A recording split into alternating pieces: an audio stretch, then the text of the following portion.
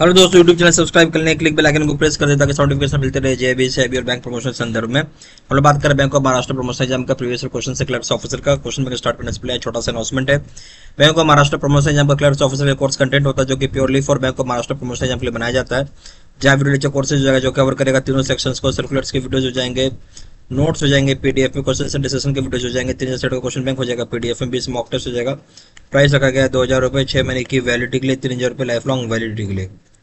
पहले सवाल पाते हैं। Money laundering generally refers to profits generated from mark the wrong option. बोलते हैं मनी लॉन्ड्रिंग का तरीका होता है जहां प्रॉफिट जनरेट करते हैं, उसमें से गलत ऑप्शन आपको चुनना है। ए ऑप्शन है drug trafficking, B option financial fraud, C option commission from land brokerage, D option arms antiques gold smuggling. तो मनी लॉन्ड्रिंग क्या चीज से प्रॉफिट जनरेट करता है? जो ए ऑप्शन दे ड्रग ट्रैफिकिंग सही है, फाइनेंशियल फ्रॉड से भी सही है, लैंड ब्रोकरेज से आप जो कमीशन कमाते हैं वो ये सही चीज है, ये सब बिल्कुल कमा सकते हैं, ये मनी लॉन्ड्रिंग का पार्ट नहीं है। और आर्म्स एंटिक्स गोल्ड स्मगलिंग भी मनी लॉन्ड्रिंग का पार्ट है। क्या नहीं है? कमीशन फ्रॉम लैंड ब्रोकरेज, ये मनी लॉन्ड्रिंग का पार्ट नहीं है, C option. Question number 2, smurfing is a term used in, smurfing कहाँ हम यूज करते हैं? ए ऑप्शन है एटीएम फ्रॉड्स, बी ऑप्शन है मनी लॉन्ड्रिंग, सी ऑप्शन है cooking balance sheet, D option है नन ऑफ द अबव। सही option क्या हो जाएगा? बी मनी लॉन्ड्रिंग है ये। क्वेश्चन नंबर 3 में आइए। Full form of CIP, CIP का फुल फॉर्म क्या है? Customer identification procedure, B option है इंस्पेक्शन केड इंस्पेक्शन प्रोसेस, सी ऑप्शन है circular in progress, D option है सेंट्रल इन्वेंट्री प्रिपरेशन। सही ऑप्शन हो जाएगा ए कस्टमर आइडेंटिफिकेशन प्रोसीजर हो जाएगा, A option. Question number 4, in case of low risk customer category fresh KYC should be obtained in. Low risk customer category में fresh KYC obtain किया जाता है। A option 1 year, B option 3 year, C option 5 year, D option 10 year. 10 साल में low risk category में fresh KYC आपको obtain करना होगा, D option. Question number 5, compliance with guidelines on preventing frauds in case of transfer of funds from office accounts, profit loss GL accounts can be done, find the incorrect option। यानी गलत option आपको निकालना है, wrong option निकालना है।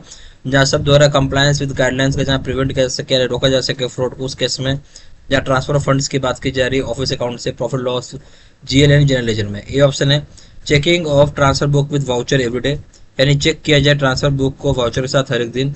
B option हो जाएगा debit to office accounts to be restricted to minimum और नील, डेबिट जो किया जाएगा ऑफिस अकाउंट को रेस्ट्रिक्ट कर दिया मिनिमम या नील पे। सी ऑप्शन हो जाएगा आपका making compulsory for designated officers at branches to scrutinise debit to office account and authorise them. मतलब कंपलसरली आपको डेजिग्नेटेड ऑफिसर्स जो ब्रांचेज में उसको स्क्रूटनाइज किया जाएगा ऑफिस अकाउंट में और ऑथराइज किया जाएगा, ठीक है। डी ऑप्शन है restricting the authority to debit profit loss account to officers of level 600 and above. Restrict किया जाएगा अथॉरिटी डेबिट करने का प्रॉफिट लॉस अकाउंट ऑफिसर जिनका लेवल 600 या उससे ज्यादा है। सही ऑप्शन क्या है? देखिए इसमें से क्या बोल रहा है, आपको क्या फाइंड करना है? इनकरेक्ट ऑप्शन,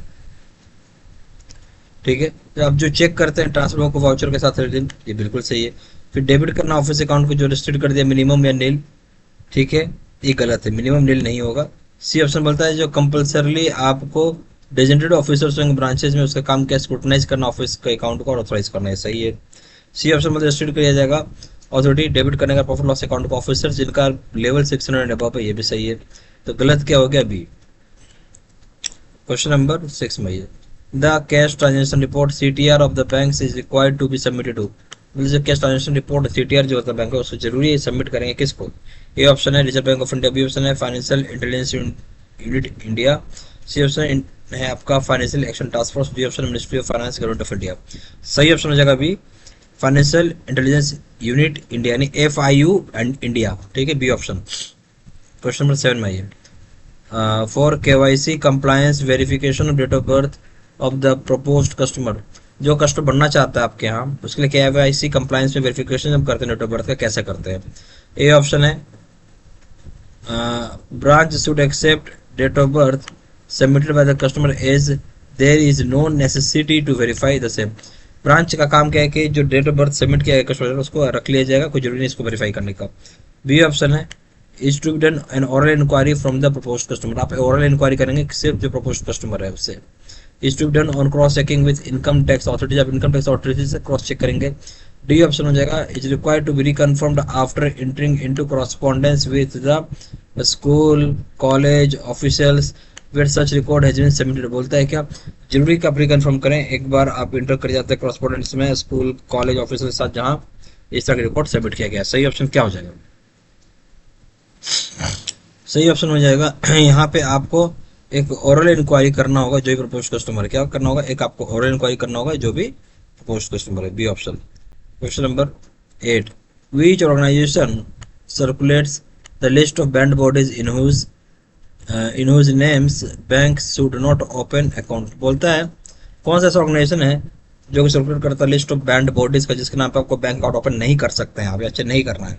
ए ऑप्शन IBA, बी ऑप्शन है RBI, सी ऑप्शन है ministry of finance, D option है डायरेक्टरेट ऑफ इन्फोर्समेंट। सही ऑप्शन हो जाएगा बी RBI, लिस्ट सर्कुलेट करता है बैंड बॉडीज का जिसके नाम पर बैंक अकाउंट ओपन नहीं कर सकते, B option. Question number 9, for KYC compliance in minor accounts which of the following is incorrect, कौन सी बात गलत है आपसे वो पूछा जा रहा है, ठीक है, वही बताना है, यानी 4 में से 3 बात सही है, एक बात गलत है, ठीक है। तो जो ये ऑप्शन है no document needs to be obtained as minor is not operating the account, किसी प्रकार का डॉक्यूमेंट की आवश्यकता नहीं जहाँ माइनर अकाउंट ऑपरेट नहीं कर रहा, बी ऑप्शन हो जाएगा। Identification of the guardian family member who proposes to operate the account should be obtained, मतलब आइडेंटिफिकेशन किया जाता है गार्जियन का फैमिली मेंबर का जो प्रपोज करता है ऑपरेट करने के लिए अकाउंट को, सी ऑप्शन है।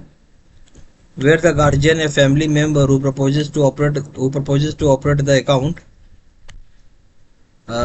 is already account holder of a satisfactory conducted account, there is no need to obtain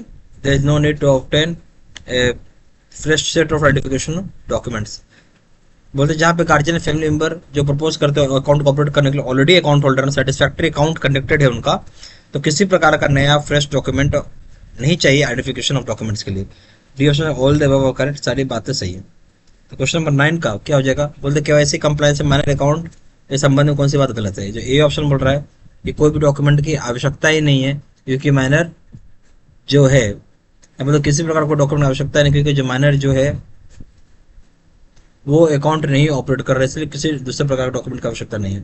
और माइनर का डॉक्यूमेंट का आवश्यकता है, बिल्कुल माइनर का डॉक्यूमेंट का आवश्यकता है, माइनर के नाम पे अकाउंट खोल रहे हैं तो माइनर तो प्राइमा फेसी उसका डॉक्यूमेंट होना ही होना चाहिए, इसलिए ऑप्शन गलत हो गया आपका, बी ऑप्शन आएंगे। ये आइडेंटिफिकेशन करवा रहा है गार्जियन का फैमिली मेंबर का जो ऑपरेट करना चाहता है अकाउंट का उसका डॉक्यूमेंटेशन आप लेंगे, ये बात सही है। सी ऑप्शन बोल रहा है कि जहां कहीं भी गार्जियन फैमिली मेंबर जो ऑपरेट करना चाहते हैं अकाउंट को उनके अकाउंट ऑलरेडी सेटिस्फैक्ट्री कंडक्टेड है तो वहां किसी प्रकार का फ्रेश सेट ऑफ डॉक्यूमेंट की जरूरत नहीं, ये भी सही है। D option all the above ये तो होगा ही नहीं, तो सही ऑप्शन क्या है, गलत क्या हो गया, ए।